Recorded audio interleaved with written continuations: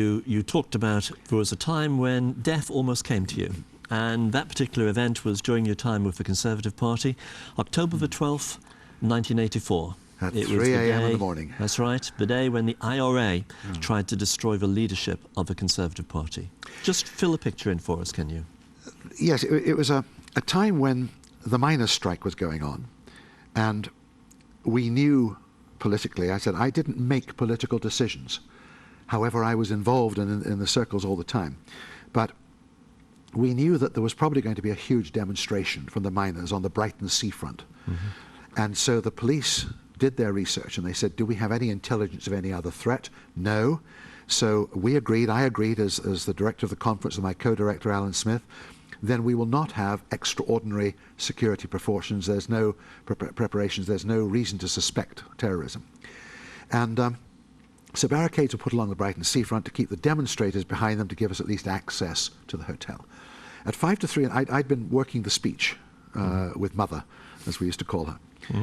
And we'd been doing that till about 11 o'clock, rehearsing it and working on it, finally. And she said, why don't you go and have some rest, Harvey? I've got to go and do my tour of the parties on the last night of the conference and show my face at the Young Conservatives and all the rest of it. So I trotted off and just lay down for a few minutes. She said, I'll probably wake you up when I come back. She didn't, but a bomb did.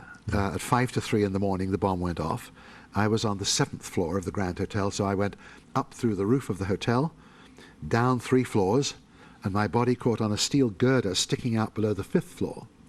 And about 10 tons of rubble, the fireman told me, fell on top of me. Wow. They later said your substantial bulk saved you, which is my excuse. But I was buried there for 2.5 hours, completely buried. I had my hands over my nose and mouth like that, but lying flat on my back. Yes. And I just couldn't move at all. I could just about do that. I could move one leg, but I had a nail in it, so I didn't. And the police the fireman dug me out 2.5 hours later, actually without a bone broken, although 5 of my friends were killed, and of course the Tebbits were terribly injured, both of them, and others were badly injured, like John Wakeham.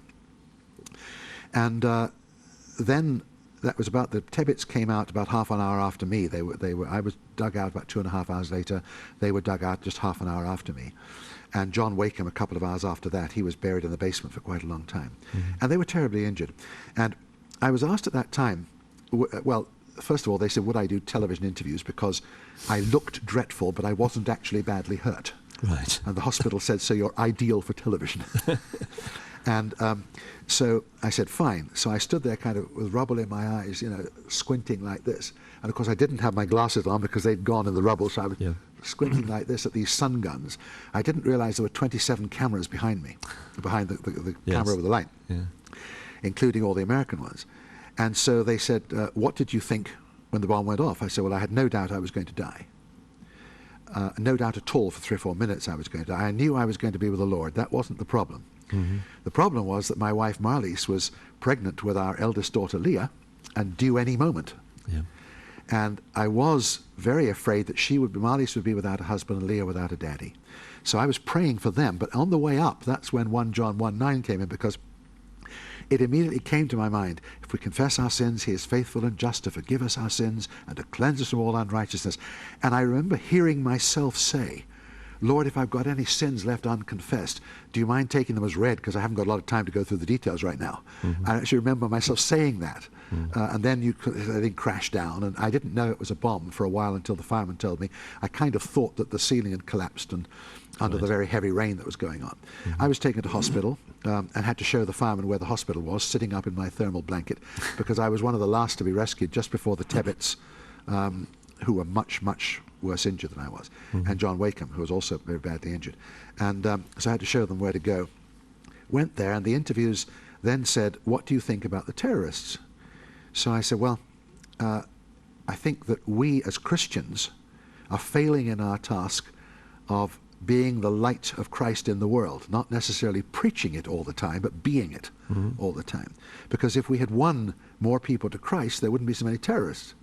Well, time went by, 14, 15 years. Patrick McGee. So you did that as you went to the hospital? Yes. Well, I did the television when I got to the hospital, as soon as I got there.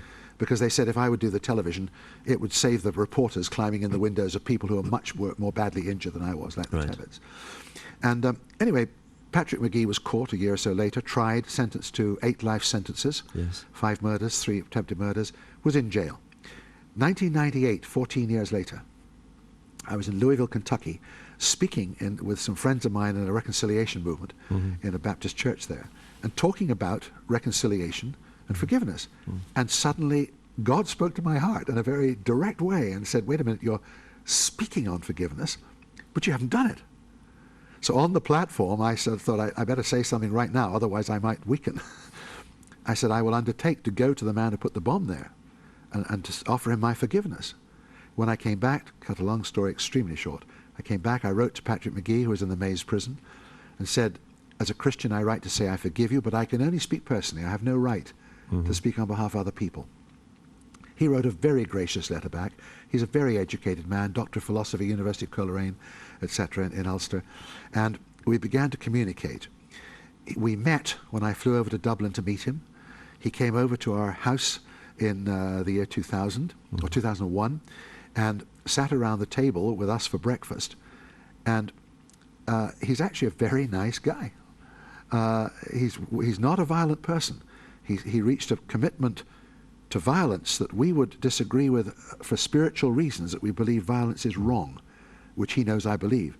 But if you do not have these particular beliefs that we have, then history actually shows that violence, whether it's World War II or Afghanistan or whatever, is constantly used. Harvey, must be people who are listening who can't imagine you actually doing that. The man who tried to kill you, tried to kill Mrs. Thatcher, and did kill 5 of my friends. Yes. That's right. You actually invited him into your house. Oh, he's now a very good friend. We talk every couple of weeks, and in fact, we've done 2 or 3 program discussions on a couple on churches and one on a broadcasting conference at the Fellowship of European Broadcasters, and where we have spent an hour and a half discussing with a moderator our different approaches to things. He's a good friend.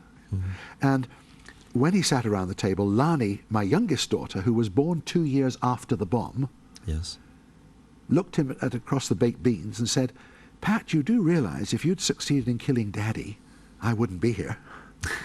And there were tears in his eyes, and he said then, he said, I can't believe I'm sitting here as someone who tried to kill your husband, your daddy, and I'm here as a friend of the family just because of your faith. But it took me 14 years before I listened to what God was saying. This is not something I am proud of in any sense at all. It was when I was in Kentucky and working with the reconciliation movement that I still do. I still have close. Because I think I'm right in saying there are some other members of the Conservative Party who were injured that night who've never ever been able to forgive. Yes, there are, and I have no criticism of them whatsoever. God deals with each of us individually, and he dealt with me personally by saying, this is something that I want you to do. I mean, I don't have visions and all that kind of thing, at least I haven't yet, but it was a very clear conviction that God was speaking to my heart. And he said, you've got to go and forgive this man. So I did. And Pat says it broke every possible procedure of forgiveness and reconciliation. It's not the right way of doing things. But he's a good man. He says himself, I'm a lapsed Catholic, and he sometimes says, I'm not a Christian. I think in his heart he's getting very close to it, frankly. But I hope he's felt the love of Christ as well as the love of all of us towards him. But I have no criticism of those who think otherwise, because God deals with this person individually. It would be wrong for me to say of any other people who feel differently, oh, you must go and forgive him. That's not the case. We must do what we believe. And I must say also that all of those people, some of whom have a very strong feeling against him, understandably, because either one of their relatives was killed or they themselves were badly injured.